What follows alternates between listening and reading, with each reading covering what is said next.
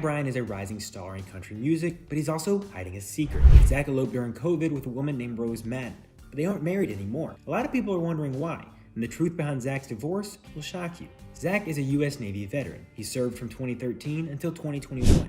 He got discharged from the Navy in October 2021. And according to Zach, he got discharged for a shocking reason.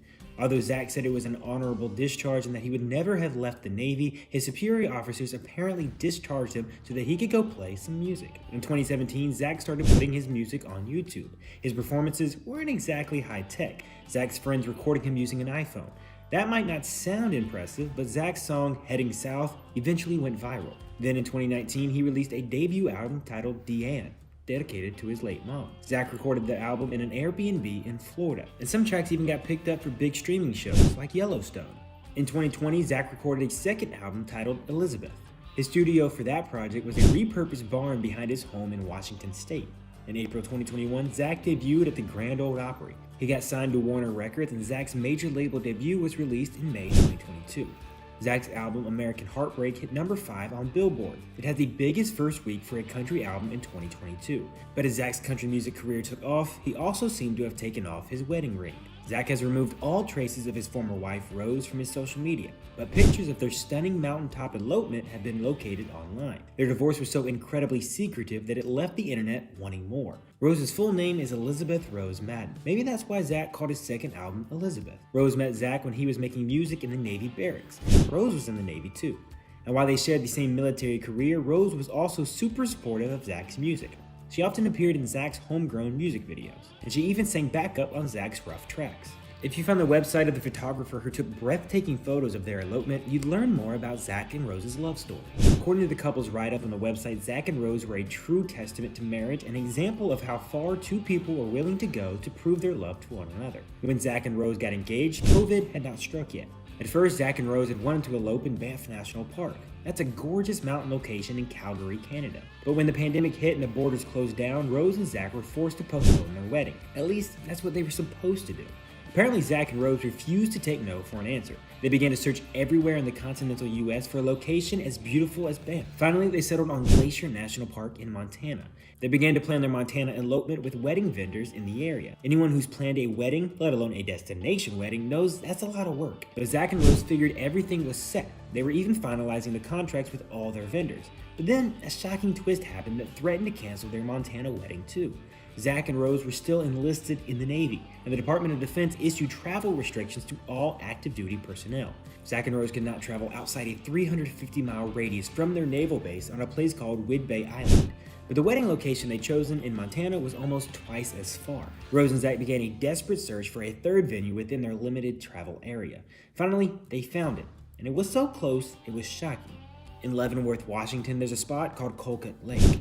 It's only 150 miles away from where Zach and Rose lived. And this was when Rose found Brady Bates. He was their wedding photographer, and he wrote a lengthy wedding day story about Zach and Rose to accompany their elopement pictures on his site. According to Brady, it was an 11-mile trek uphill to reach Zach and Rose's ceremony spot on their wedding. Brady's wedding write-up included the intimate details about Zach and Rose's wedding day by a mountain lake.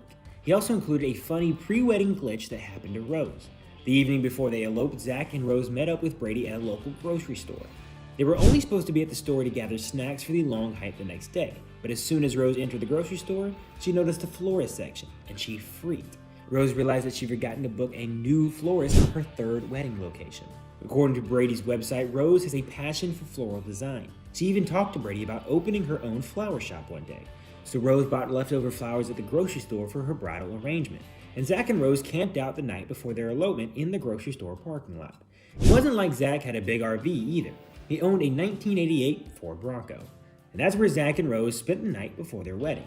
They obviously didn't get much sleep, but not for the reason you'd think. Zach and Rose were afraid of sleeping through an alarm on their phones, so they stayed up that night watching scary movies, eating candy, and chugging coffee. They were supposed to be up at 3 a.m., and they ended up leaving at 3:15 a.m. for the long journey up to the summit where they would say their vows. Rose sat in the back of the Bronco while Zach drove. Brady was with them, taking pictures of Rose making her wedding bouquet. Rose had to do that while Zach was up front navigating potholes up the curvy mountain road. By the time Zach reached the parking lot on top of the mountain, there was still a 5-mile hike to reach the top of Alpine Lake. Zach, Rose, and Brady hiked up more than 2,200 feet in elevation.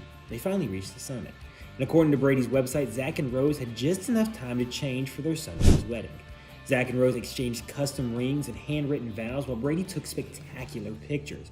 And after they were pronounced husband and wife, Rose did something shocking. She jumped into a frigid glacier-fed lake in her wedding dress. After changing into dry clothes, the small group hiked back down the trailhead. They enjoyed a private wedding picnic and a newlywed toast. Because of COVID, they were forced to hold a backyard reception 2 weeks after their wedding. Apparently, Rose and Zach had an amazing sounding cake at their reception. It featured 2 tiers with their favorite flavors. One tier was dark chocolate with sour cherries, and the second tier was lemon with blueberry mousse. It was decorated with realistic looking sugar flowers and eucalyptus and rosemary stems. Zach and Rose's backyard reception occurred on a 5-acre rural property in Washington state. Rose wanted a bohemian reception, and the small group of friends and family who were invited pitched in to make it happen. Zach and Rose went to local thrift stores for seats and tableware. His family cooked the reception meal, and Rose ordered flowers from a wholesaler and designed the table arrangements. And everyone got together to handcraft an arbor, light post, and tables using Home Depot lumber. Vintage string lights were hung up to add a golden glow. Zach and Rose also decided to place disposable cameras around the reception. They asked guests to take intimate pictures of the reception to be cherished later. And Zach had a precious memory of his late mother on hand, too. He displayed a copy of his first album, Deanne, and he put out markers for each guest to sign the album like a guest book. Brady later described Zach and Rose's backyard reception as a night to remember. He also said that their story was one that all in attendance would never forget. I know Brady meant that in the best way, but it sounds kind of crazy now, especially since Zach has wiped every trace of Rose from his social media. He's been featured in prominent media outlets, including 2 articles in the New York Times in September and October of 2022. And while the media has written about Zach being born in Japan or that he nabbed a Grammy Award nomination this early in his music career, no one in the industry is talking about his short-lived failed marriage. But there are places online where regular people go to hash this stuff out, and many of them are Reddit communities. Take this with a grain of salt. One Reddit user posted a shocking revelation in August 2021. According to this anonymous user, Zach and Rose's marriage was basically over by January 2021. Allegedly, after their wedding, Rose got redeployed in November 2020. Zach was not communicating with her, and he allegedly cheated on her when she was deployed. Reportedly, it was Zach who wanted to break up, and he supposedly did that in an absolutely heartless way. The unidentified Reddit user claimed that Zach texted Rose and said he didn't want to be married anymore. This user also said that Zach complained to Rose that she wasn't supporting his music career. Considering everything Rose did to help Zach's career before he got signed to a major label, I feel like that's a terrible thing for him to say. Although we obviously don't know if he actually said that or not, Rose apparently refused to sign the divorce papers until she returned home in May 2021. Shortly after her return, Zach moved out of their house for good. Rose allegedly posted shocking revenge messages on Twitter and Instagram. She supposedly wrote that Zach was a narcissist who harmed her mentally and physically. But Rose's revenge posts seem to have disappeared too.